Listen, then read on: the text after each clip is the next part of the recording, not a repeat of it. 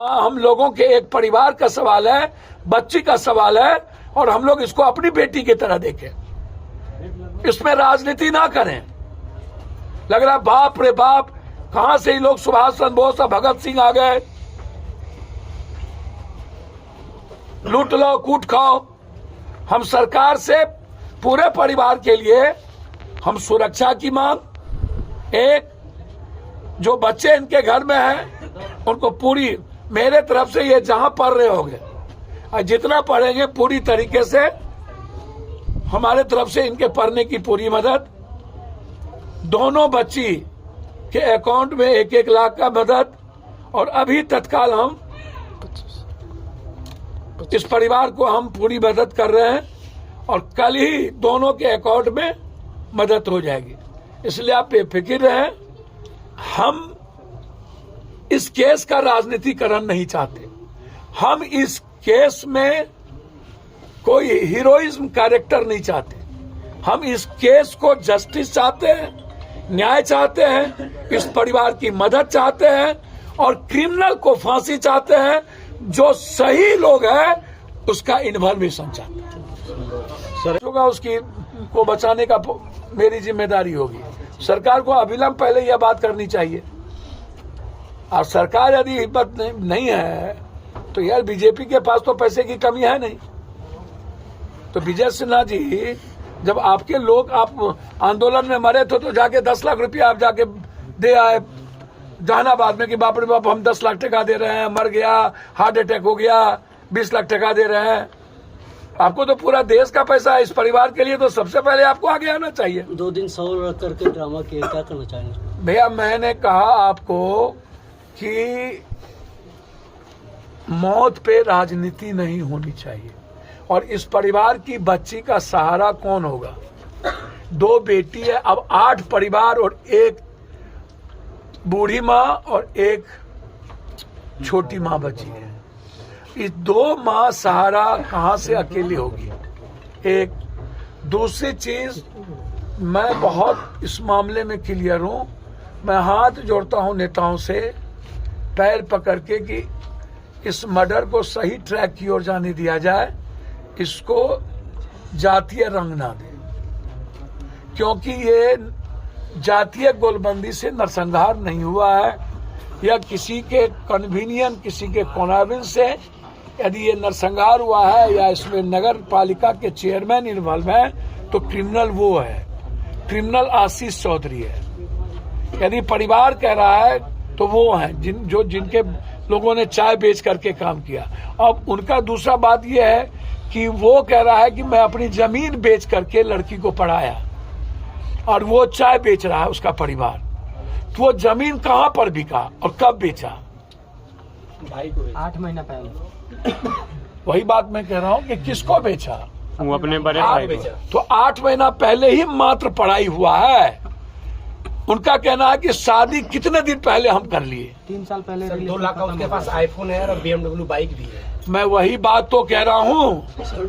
14 पन्ने का डायरी जो 3 साल दिखा रही है। रिलेशन खत्म हो गया था, ऐसा चर्चा है। सर मैं कह रहा हूँ कि 8 महीना पहले जमीन बेचा है और रिश्ते हैं 3 साल पहले का। और ये कह रहा है कि मैं जमीन बेच करके उनको पढ़ाया। तो वो दिखेंगे ना कहाँ बेचा। मेरा ये सवाल भी तो है कि जमीन बिकी कब और किसने पैसे दिए? और वो लड़का क्रिमिनल है। 3 महीने के अंदर स्पीडी ट्रायल करना चाहिए। उस लड़के पर 2 लाख रुपया अविलंब इनाम रखे। 50,000 रखा गया सर 50,000 नहीं, 2 लाख का इनाम रखे। और इस केस को सबसे पहला हम आग्रह करेंगे कि सरकार इसको न्यायिक जांच करवाए और डीआईजी के नेतृत्व में इसकी जांच हो। कोई दिल्ली जो SIT की जांच हो, यहाँ नहीं। और इसमें बिल्कुल मेरा मानना है कि जिसके पास BMW हो, आईफोन हो, जो चाय बेचता हो, 8 महीना पहले अपने भाई चचेरे या जो भाई से पैसा लेता हो, ये प्लॉट बिल्कुल गलत है। यह संभव है कि वो डायरी में रच करके उस डायरी को मुद्दे को, मर्डर को डाइवर्ट करने की डायरी में एक बड़ा साजिश था। मैं यह भी मानूंगा कि ये डाइवर्ट भी है। तो हम एक तो चाहेंगे और दूसरा इन नेताओं से कहेंगे कि ये पनौती नहीं है, ये सब नेता पनौती है। जदयू वाले भी आकर के गाली को एक दूसरे पर आरोप लगा के चले गए कि वो बीजेपी के हैं। ठीक है, वो बीजेपी के हैं, हो सकते हैं, वो क्रिमिनल है ना। लखीसराय तो नरसंहारे का न जिला है वो, दूसरा नरसंहार। एक नरसंहार थोड़े लखीसराय में हुआ है भाई। लखीसराय में तो कितने नरसंहार हुए हैं जिसके हम भागीदार हैं ना भाई। हम तो लखीसराय में नरसंहार के खिलाफ आके आप ही के यहाँ ना बड़ी रैली किए थे। तो एक नरसंहार है यहाँ तो लखीसराय तो जमीन माफिया, बालू माफिया, इसका बारूद है ना ये। और हमाम में सब न नंगे हैं, हर डाल में उल्लू बैठा, अंजाम में गुलिस्ता क्या होगा। कोई एक थोड़ी दलदल में है, जितने दल के लोग हैं। एक तो क्राइम और क्रिमिनल, जब नेता प्रोटेक्ट करेगा अपने अपने जाति के क्रिमिनल को, और क्रिमिनल ही राजनीति का मुख्य केंद्र बिंदु बन जाएगा। विजय सिन्हा जी दूध के धुले हुए हैं या अन्य पार्टी दूध के धुले हुए हैं। आइएगा तो आप जस्टिस की ना बात करिएगा, आप बैठिए धरना पर, आप कहिए कि इस जाइए कोर्ट, या नहीं तो कहिए सीबीआई इंक्वायरी उसको सो मोटो नोटिस ले। यदि सरकार नहीं चाहती है और आप सीबीआई इंक्वायरी चाहते हैं तो आप कोर्ट चलिए और कोर्ट को कहिए कि इसमें हमको सरकार को भरोसा नहीं है, और हाईकोर्ट में जाकर के आप रीट फाइल करिए। हर चीजों के, हर मर्डर की घटना में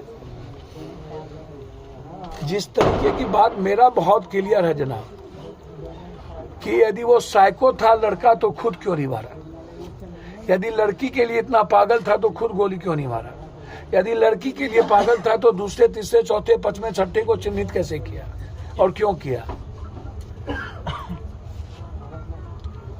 बहुत क्लियर है।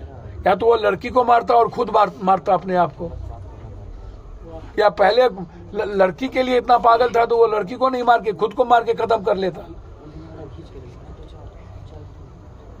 अरे किसी की कोई इज्जत करेगा और किसी के लिए पागल होगा तो हम दूसरों को नहीं मार के तो हम तो खुद मारेंगे ना भाई। या नहीं तो उनको मार के हम भी मारेंगे यदि ज्यादा पागल है तो। लेकिन उसके पिता ने, उसके भाइयों ने तो ऐसा कुछ भी नहीं कर दिया था, या इसको कोई केस नहीं किया, इस पर कभी मारपीट नहीं हुई। तो घटना कहीं ना कहीं कंफ्यूजन है। सिर्फ डायरी के एक आधार पर ही घटना को एक जगह जाकर के इंड नहीं किया जा सकता। सरकमस्टांशियल बहुत सारे एविडेंस होंगे, एफएसएल की रिपोर्ट है, कॉल डिटेल है, उस वक्त जहां पर घटना हो रही थी कौन कौन सा मोबाइल टावर का लोकेशन है, आशीष चौधरी का मोबाइल से किन किन की बातचीत हुई है, कब कब बातचीत हुई है, पूरा डिटेल निकालना चाहिए। और समाज दूध का दूध, पानी का पानी करना चाहिए। अपू यादव क्या करेंगे? अरे भैया हम तो मदद ही ना करने आए हैं, हमको क्या मतलब इन दोनों तीनों दल के राजनीति। एक आदमी कह रहा है कि आशीष चौधरी बीजेपी के नेता हैं, विजय सिन्हा जी ने उनको ज्वाइन कराया और उनको साथ में रखा। एक आदमी कह रहे हैं कि जदयू का नेता है। तो ये राजनीति का खेल अखाड़ा थोड़ी है इतनी बड़ी नरसंहार। और नरसंहार को भी आप इतना बड़ा, सरकार को तो अविलंब पहले 20 लाख रुपया परिवार को, और जो लोग जिंदगी और मौत से जूझ रहे हैं उनको फ्री उसकी जिंदगी बचाने के लिए हायर सेंटर भेजना चाहिए। उनको सरकारी अस्पताल में रखने की जरूरत नहीं है। यदि जरूरत होगी तो उनको हायर सेंटर हम भेजेंगे कल।